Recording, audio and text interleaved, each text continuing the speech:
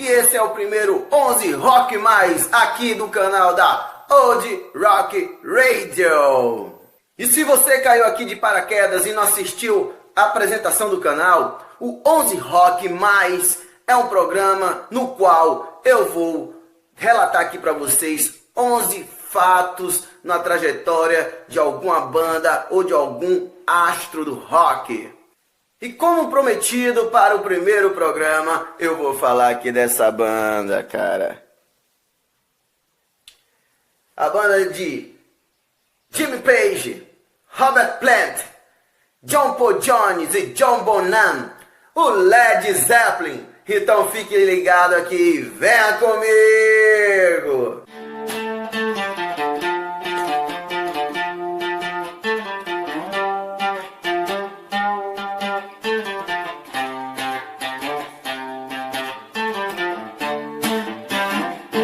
E antes de falar do Led Zeppelin, você já conhece a Old Rock Radio?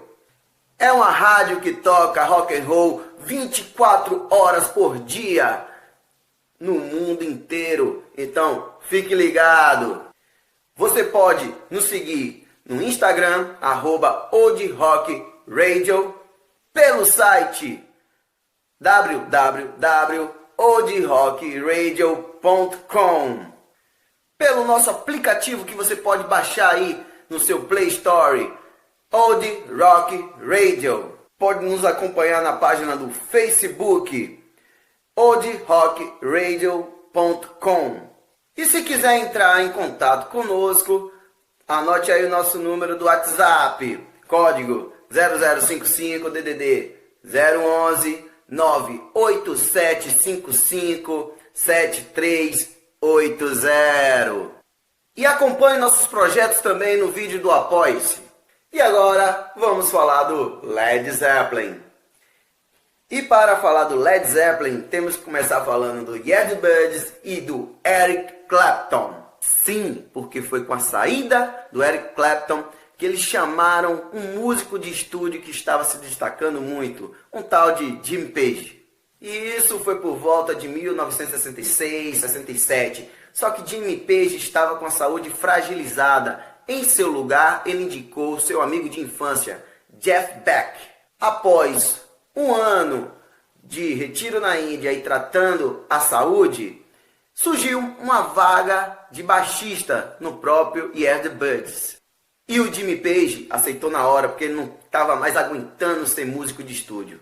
Pena que o Yardbirds já estava no fim, e eles só estavam querendo cumprir algumas agendas de shows, e já tinha o nome de New Yardbirds. Então, Jimmy Page e seu empresário Peter Grant saíram recrutando os músicos, porque os músicos antigos do Yardbirds já estavam fora da banda. Inclusive o próprio Jeff Beck, o que possibilitou a Jimmy Page assumir as guitarras. O primeiro que se convidou foi o baixista John Paul Jones, que também era um músico de estúdio e estava cansado daquilo. Daí, Jimmy Page e Peter Grant chamaram para os vocais Terry Reid. O Terry Reid já tinha uma carreira meio que consolidada na Grã-Bretanha e ele não quis entrar em um barco que já estava afundando. Mas, apesar do fora, ele indicou para Jimmy Page um outro cara que estava se destacando nos vocais, Robert Plant. Só que Peter Grant não gostou nada dos vocais de Robert Plant e aconselhou a Jimmy Page não chamá-lo para a banda. Só que Page convidou Plant para sua casa-barco nas margens do rio Tamisa, e eles viram que tinha uma profunda entrelação musical. Eles curtiam coisas como o blues americano, o rock psicodélico e a música popular inglesa. Robert Plant, já assumindo os vocais do New Yardbirds, indicou um baterista chamado John Bonham. O quarteto estava formado e eles começaram a cumprir as agendas de show.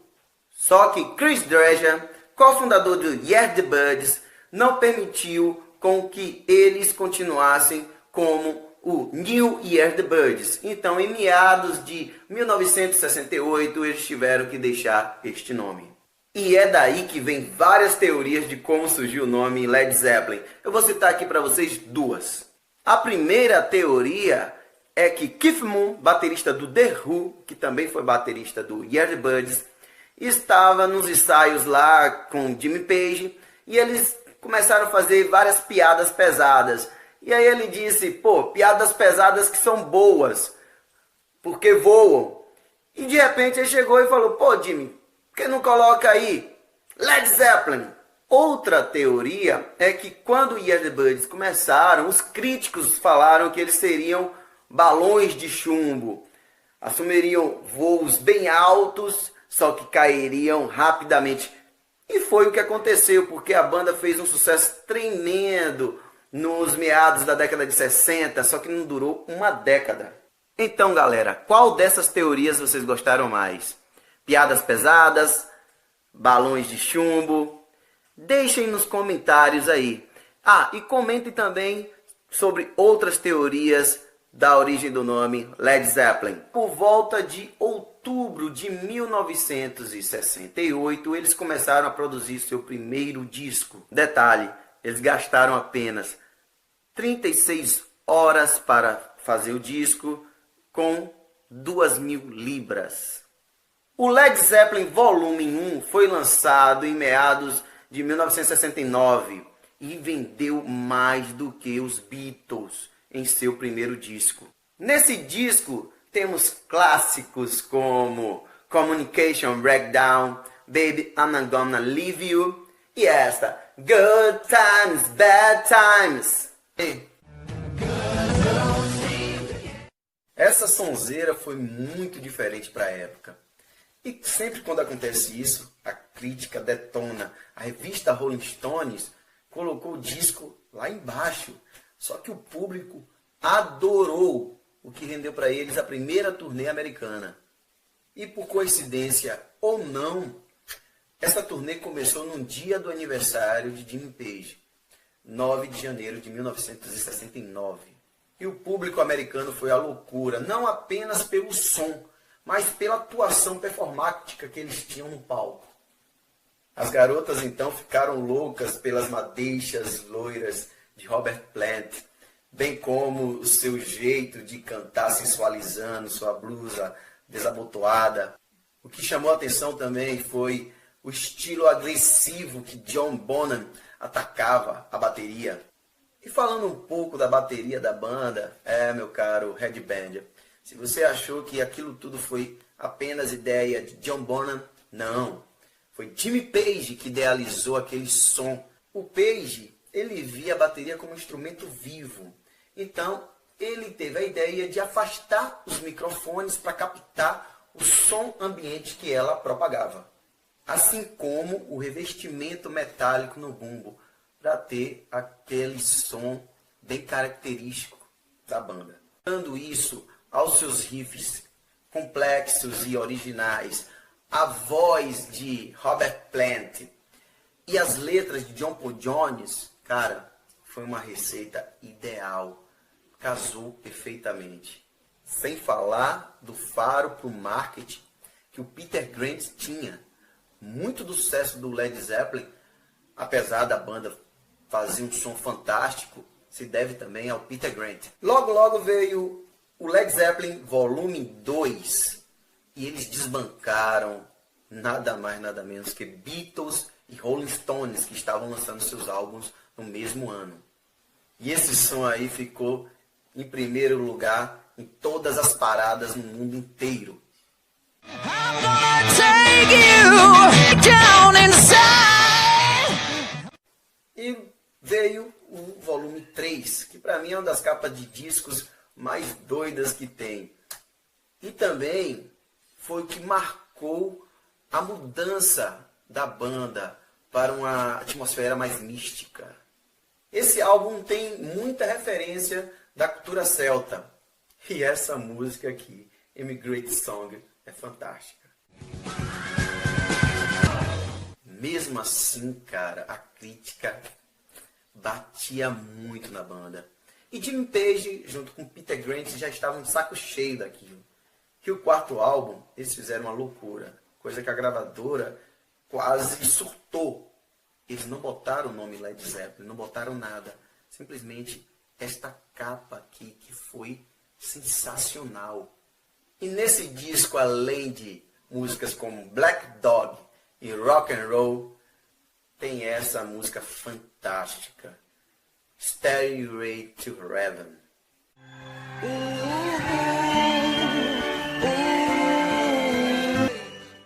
Nesse volume 4, eles demonstraram que não era o ser o Led Zeppelin que fazia vender tantos discos, e sim suas músicas, o que acabou calando a boca dos críticos. Detalhe, foi nesse álbum que nos encartes deixaram os símbolos representando cada um dos integrantes, que eu vou falar mais adiante aqui para vocês. Logo após o Led Zeppelin Volume 4, que foi um grande sucesso, veio o quinto disco, House of the Holy. E essa música que é uma psicodelia muito louca, No Quarter.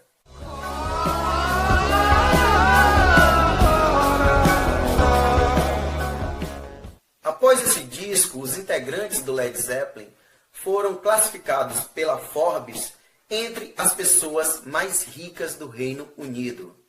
E com todo esse fenômeno, veio o sexto disco da banda, Physical Graffiti, e esse clássico que dispensa apresentações.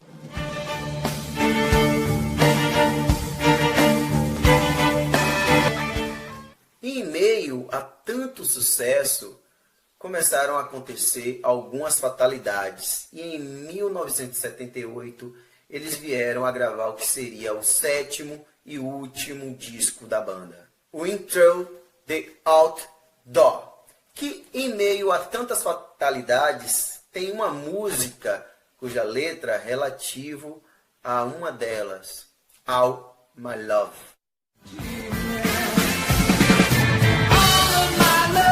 De Willie Dixon. The Lemon Song, bem semelhante a esta Killing Floor do Howlin' Youth. Vejam aí.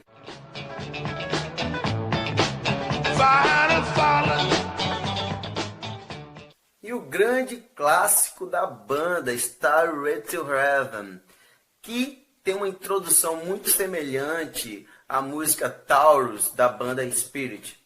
Veja aí.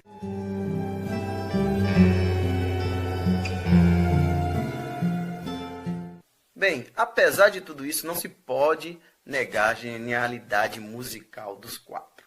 Se você sabe de outros plágios, não só do Led Zeppelin, mas de outras bandas que também ficaram melhores do que o original, deixe aí no comentário também. E como eu estava falando a respeito do volume 4, os símbolos, vamos aqui. O símbolo de Jimmy Page significa Zoso, que pode ser na língua grega ou referente a livros de magia. Este símbolo representa o planeta Saturno, que rege o signo de Capricórnio, que é o mesmo do guitarrista. O símbolo de John Paul Jones é o Tritractor.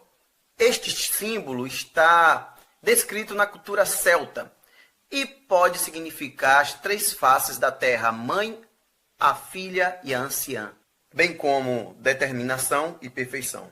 Já o de John Bonham é este símbolo aqui, bem parecido com o Tritractor. E ele está em várias culturas, inclusive a cristã, que pode significar Santa Trindade. Embora muitos dizem que ele só escolheu esse símbolo porque está impresso na marca da sua cerveja predileta. Já o de Robert Plant simboliza a deusa egípcia Mart, e o que significa é verdade e justiça, já que o vocalista sempre falou que gostava de pessoas justas e verdadeiras. Além desse todo simbolismo, temos a forte ligação do Jimmy Page com os ensinamentos de Aleister Crowley. Crowley, para quem não conhece, se você é fã do Led Zeppelin, não tem como não conhecer, ou de Raul Seixas, ou Ted Ozzy Osbourne, foi um mago inglês que viveu uma boa parte da sua vida em umas ilhas lá na Sicília, na Itália. Foi dele criado a religião Telema, onde tem a maior expressão: faça o que tu queres. E a figura de Aleister Crowley é, no entanto, endemonizada. Talvez pelo seu comportamento libertino, seus ensinamentos místicos. Enfim, eu não sei como associaram a figura de Aleister Crowley com a figura da besta no cristianismo. Só sei que Jimmy Page se amarrava com todo esse misticismo e ele tentava trazer isso cada vez mais para as músicas. Muitos até dizem que esse sucesso tremendo do Led Zeppelin foi devido ao pacto que Jimmy Page fez com a figura bestial de Aleister Crowley. E por isso que ele veio cobrar com tantas fatalidades que aconteceram com a banda. E cara, se você tá curtindo o programa, antes que termine, vá logo dando a paletada nesse like e se inscrevendo no canal. Vou fazer também um pouquinho do jabá do meu canal. Acompanhem as minhas músicas por lá. Enzo, Eza, Emerson. Eu sei, é um trava-língua sem jeito, mas poderia ser pior. Poderia ser os amafagafagos, amafagos, amafagafinhos. E seguindo o nosso programa, vou falar agora de Jimmy Page. Ele nasceu em 9 de janeiro de 1944 e aos 13 anos já se destacava como um garoto prodígio. Embora sua condição de saúde frágil, que o impediu logo de começo ser um músico de bandas, de palco, de turnê, ele sempre foi um cara muito criativo. E seu aprimoramento na guitarra foi muito devido a Roger Mayer, um cara que seria produtor de Jimi Hendrix mais tarde. Roger Mayer deu de presente para Jimi Hendrix, aos 17 anos, um pedal de distorção chamado 2000 Pound B. E olhe só a galera que Jimmy Page ajudou a produzir. Burt Bacharach, Tom Jones, The Who, e uma música interpretada por Shirley Bassey, que foi tema do 007. Golden words he will pour in your ear, but his lies can't disguise what... E tudo isso antes de entrar para o Yardbirds. E além de todo o misticismo, tem duas curiosidades sobre Jimmy Page. Você sabia que ele foi o primeiro músico na Inglaterra a ter uma cítara? Antes de George Harrison? E ainda tomou aula com o mestre indiano Ravi Shankar. Em 1996, ele revelou para a Folha de São Paulo que dividia seu tempo entre Londres e aqui na Bahia, precisamente na cidade de Lençóis, situada na região da Chapada Diamantina. Segundo ele, essa região, a Chapada Diamantina, é o lugar mais místico que ele já conheceu na vida. Ele gosta tanto do Brasil que ele mantém junto à sua esposa uma instituição de caridade para órfãos. Não tem como não ser fã de Jimmy Page, cara.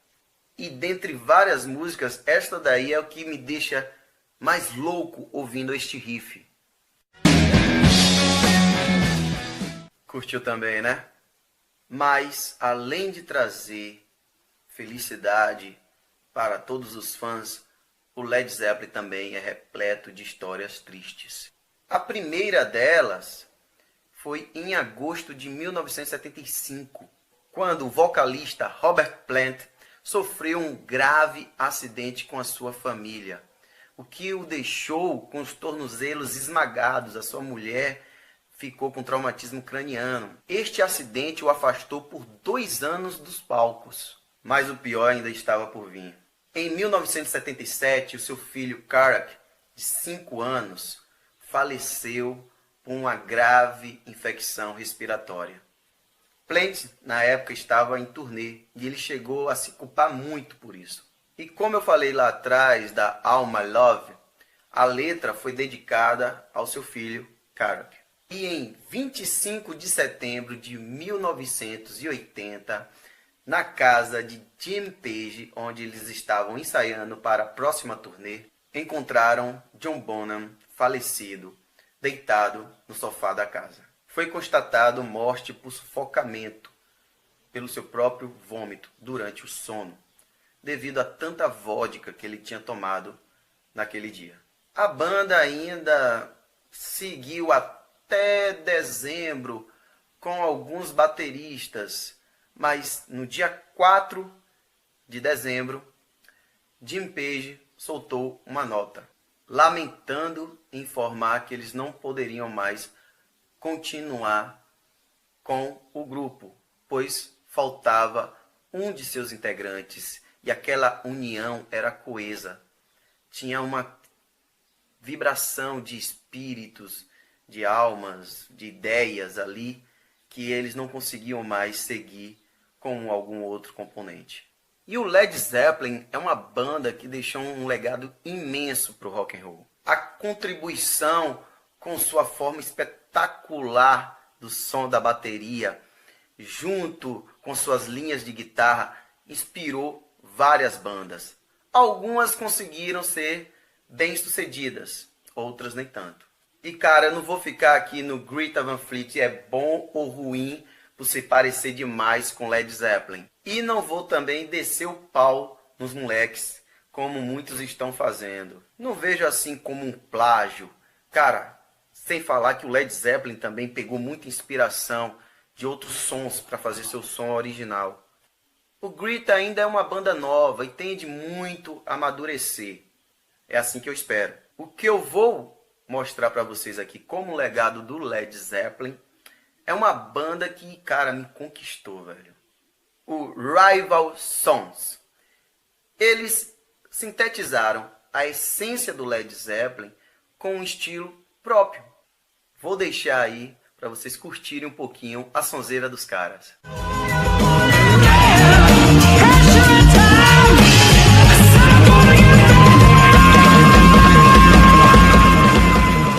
O Led Zeppelin conseguiu um feito histórico. Em 12 anos, a banda conseguiu se consolidar como uma das melhores bandas de todos os tempos. E para muitos, a melhor banda de todos os tempos. Eles eram tão unidos que, depois da morte de John Bonham, Jimmy Page ainda lançou o Coda, né, que teve umas 8 faixas, em 1982, com um solo de bateria de John Bonham em Montreal. E, após isso, só se encontraram ele e Robert Plant algumas vezes. John Paul Jones também tem agora sua carreira solo, nunca mais participou da banda. Até o empresário Peter Grant não quis se envolver mais com nenhuma banda. Tudo isso ajuda a fomentar ainda mais a lenda mística do Led Zeppelin. Robert Plant, John Paul Jones, John Bonham e Jimmy Page, para mim, foi a alquimia perfeita dentro da música. E é por isso que nós da Old Rock Radio veio trazer para vocês o primeiro 11 Rock Mais com essa lenda. E espero que vocês curtam essa que foi a primeira música que eu ouvi do Led Zeppelin, lá com meus 15, 16 anos. Fiquem com essa. Até a próxima aí.